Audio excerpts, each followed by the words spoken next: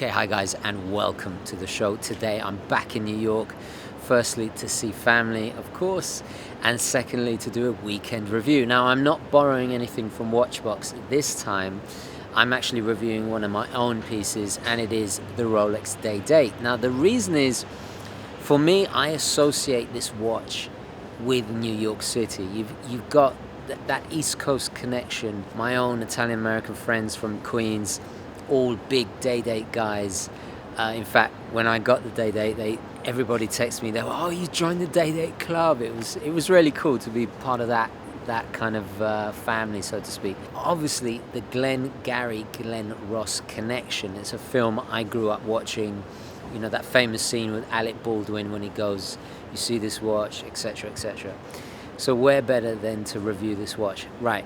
Now I'm off to Bar Primi to get some brunch. They do a fantastic gluten-free pasta with the uova sopra, with the kale and the pancetta, right? It's pancetta. Yeah, and then afterwards we're going to go to the Met. So it's my old haunts of New York City. So without further ado, let's get into it.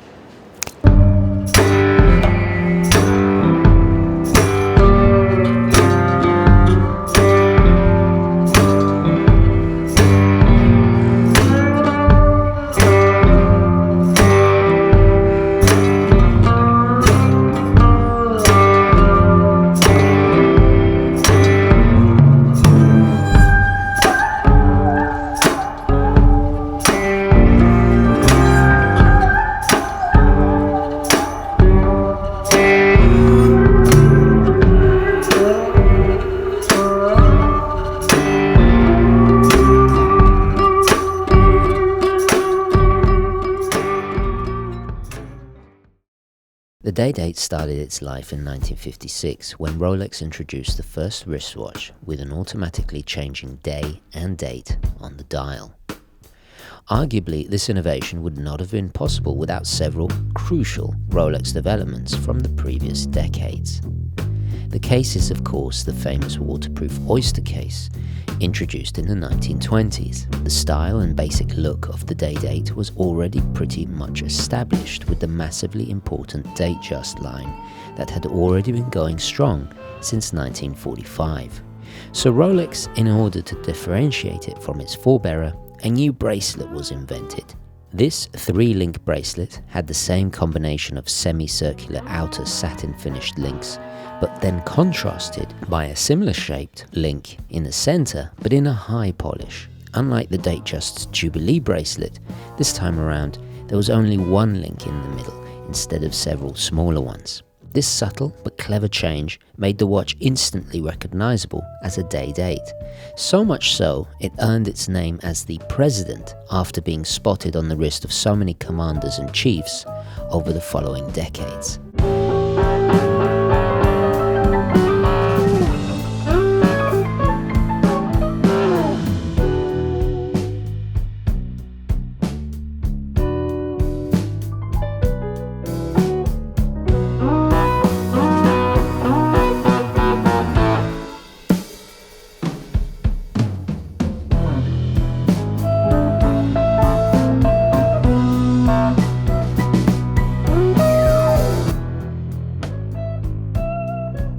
The earliest models of the Day-Date was the reference 6510 and the reference 6511. You can easily tell them apart as they typically featured the popular Dauphine hands that were so prevalent in watch design during the 1950s. Over the first few years, the automatic caliber 1055 was modified with a new balance wheel and microstellar regulating screws. This modification enabled later references to obtain COSC certification, which has been standard ever since. However, it was still necessary for Rolex to improve the mechanics in the caliber. So, in 1959, Rolex unveiled the 1800 series of Day-Date. The reference 1803 became the most definitive version within the series, sporting a gold 36mm case, gold fluted bezel, and naturally, a gold President bracelet. Again, to separate it from its prestigious relation, the Datejust, Rolex decided that the Day-Date should be available in a choice of precious metals with no two-tone or steel versions. There was yellow gold, white gold, and rose gold. Platinum would also be added later. The hands became the same baton style we see today, and a selection of pie pan dials in various colours and styles became obtainable. The day-date reference 1803 continued to be in production throughout the 1960s, even until the late 70s, by which time President Johnson and Kennedy had started the presidential connotation, the latter having been gifted one by Marilyn Monroe in 1962. It was inscribed with a message saying, "Jack, with all my love, as always, Marilyn." Technically important during this time was the caliber 1555, which was an automatic in-house movement, which was subsequently replaced with the higher beat caliber 1556, which added the hacking feature. Okay guys, so we just stepped off the subway. We're here back in Central Park. For some reason we always come back to Central Park every time I'm in New York, but actually all the big attractions surround it. We're going to go to the Met in a moment. It's the United States' largest art museum. I think it's the third most visited in the world, and it has 2 million permanent works of art in it. It's yeah, you just can't replicate it. Every time I go, there's something new to discover. But most importantly of all, it's got that killer rooftop bar with views of the whole city. So let's go and look at some 18th century clocks and have some drinks too. In 1977, we come to the third chapter in the Day-Date story, and Rolex presented a new generation of Day-Date equipped with a brand new movement. This is where my reference, the 18038, comes in. The caliber chosen was the venerable 3055, with a higher frequency rate of 28,800 vibrations an hour, utilizing a Niverox hairspring, a free-sprung balance, Breguet overcoil, 27 joules, and a 42-hour power reserve. But most importantly, along with the hacking and manual wind, finally a quick set date function was added, meaning the date window could now be set independently from the center hands. The case material options and 36mm size remained unchanged, but an expansive array of dial textures and a plethora of diamond options was introduced. Inevitably, being in a post-quartz crisis world, an oyster quartz version became available too. By this time, the leader of men's status symbol allure had taken hold. This was capitalized on massively by the clever marketing chaps at Rolex. And as the get rich by all means 1980s had started and the 1990s had rolled around, the Day-Date took on a new aspirational fan base. Its meaning, symbolism and commanding presence was representative of success just as much to those in the White House as those in the trap house. Just like we discussed in the previous American Psycho Datejust video, the watch caught the attention, or should I say the wrists, of those on both sides of the law, from the real-life drug kingpin Pablo Escobar to the fictional mob boss Tony Soprano, played by James Gandolfini, and of course being perfectly immortalized perpetually by Alec Baldwin's character in the famous Glengarry Glen Ross speech.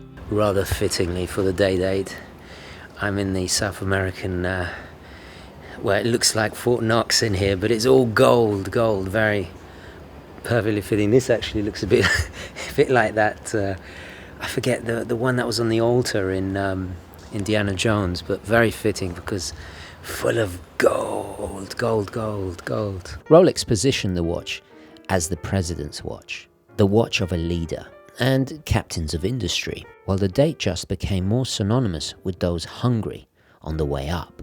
At a glance, the Day-Date remained largely unchanged aesthetically up until the late 2000s, with Rolex continuing to evolve and consistently add new upgrades mechanically, along with drastically refining and improving the bracelets and clasps. This culminated in it finally being available with the biggest change, and that was a new 40mm size with the Day-Date 2, as well as a 41mm version. Okay guys, welcome to my new boudoir. This is actually, no, I'm joking. This is a recreation of a Venetian palatial bedroom.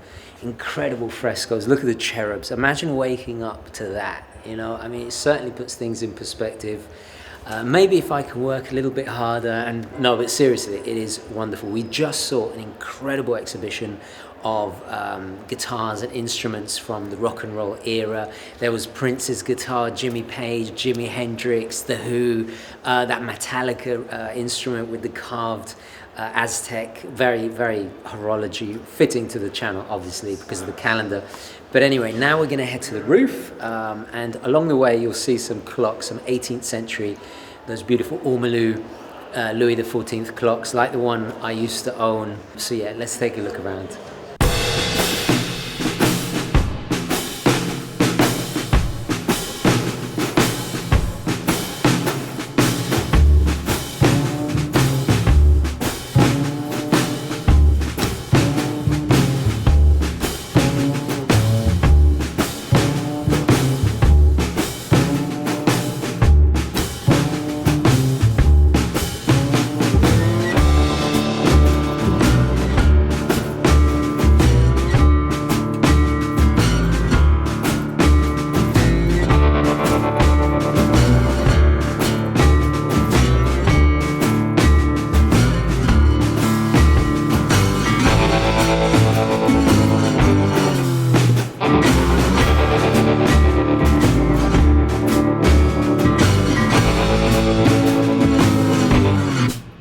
So what about the positives? The watch makes one feel like a winner. For me, it really exudes a great feeling. It's indicative of success.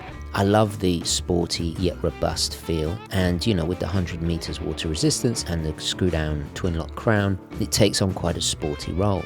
Also, this particular reference was the first to add sapphire crystal, and it has a quite dressy, sporty, hybrid versatility to it. I think actually, if you really want to dress it up, it looks great on a strap like Jackie Stewart has. Also, it's unisex, and I think it looks great both for him and for her. The complication is massively useful. To be honest, it's not as flashy as I expected. It's surprisingly elegant. It has an unmistakable luster that only real gold gives off, which I really do appreciate. The stunning champagne dial is gorgeous. I love the Roman railroad track. It's probably one of my favorite combinations. This really does change in the light. One moment it looks kind of pinkish, other times it looks like a rich gold. But essentially, I think the champagne is the quintessential Day-Date dial. I think this particular reference is a good value sweet spot in the Day-Date line, certainly more affordable than its replacements, and it's in fantastic condition because it has been very carefully, equally polished, so it's not like lopsided. This is because obviously WatchBox are a Rolex certified service center. The semi-hollow links actually keep the weight down, so it doesn't feel like a big hunk of gold. You actually forget that you're wearing it. I love the hidden clasp, one of my favorite features.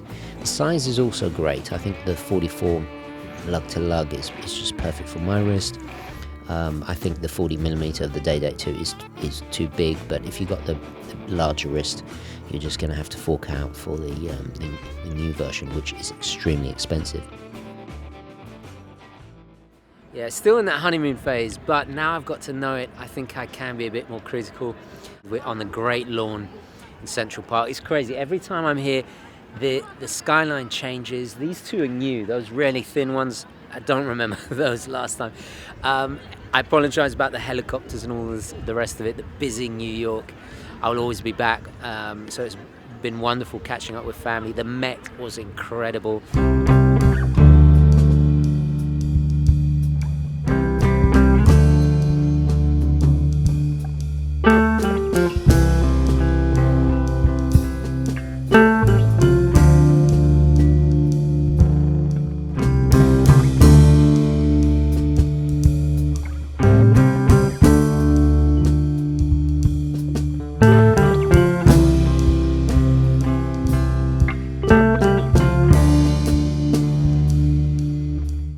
Negatives for me, well, there are no micro adjustments, so it's either too loose or too tight.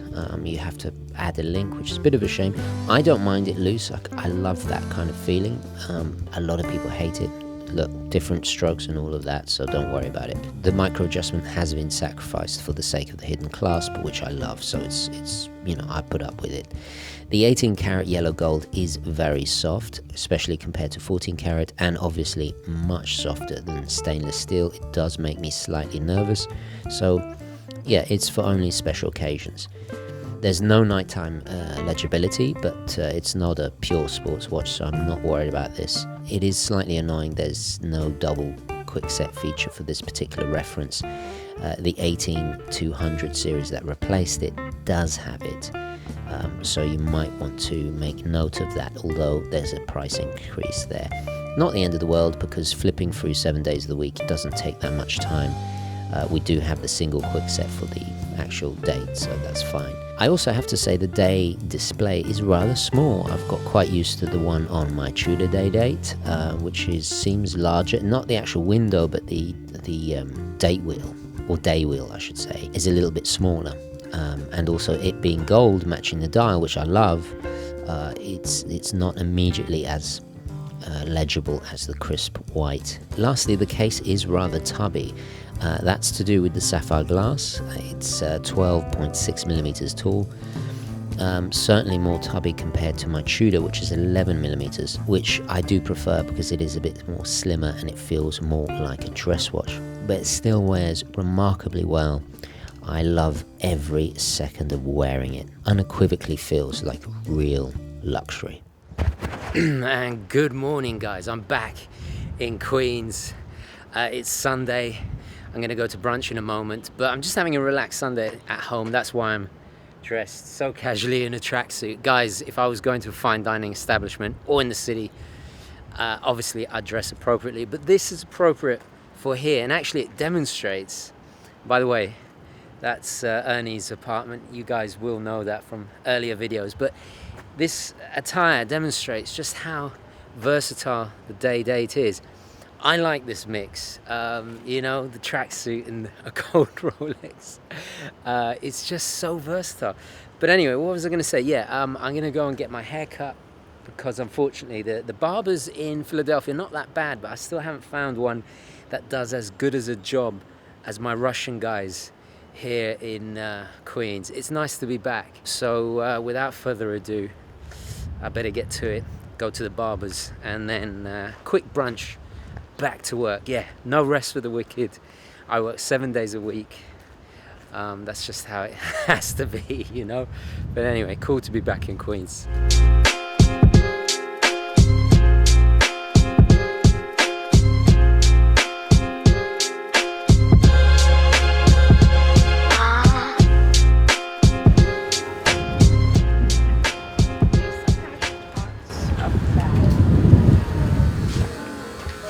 How's it going, man? Good. You come ahead? Yeah, sure, absolutely. Is anyone waiting? No. Perfect. I was waiting for you. Yeah, you're waiting for me. How are you, man? Hey, man, how are you? Good to see you, man. I tried for...